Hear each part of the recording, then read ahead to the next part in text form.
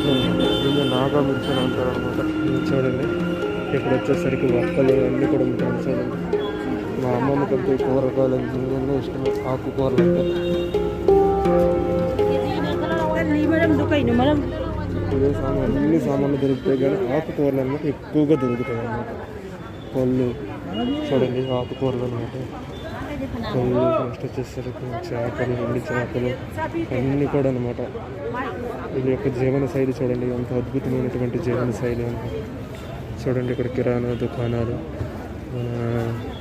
Army అతను చూడండి ఇక్కడ సామాన్లన్నీ తీసుకుంటూ ఉంటారు అనమాట.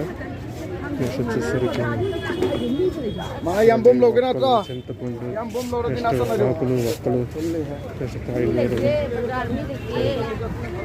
కిరాణా దుకాణాలు చూడండి. మొత్తం మీరంతా కిరాణా దుకాణాలు పెట్టుకోవడం అనేది జరిగింది అనమాట. ఈ కిరాణా దుకాణాలు వీళ్ళ కన్నా అనమాట మ్యాక్సిమం వచ్చేసరికి అనమాట ఇతర స్టేట్లు వాళ్ళు పెట్టుకొని ఉంటారు అనమాట. ఆకుకూరలు చూడండి అనమాట. చూడండి ఇది వచ్చేసరికి అనమాట అరటికి సంబంధించిన కూర అనమాట.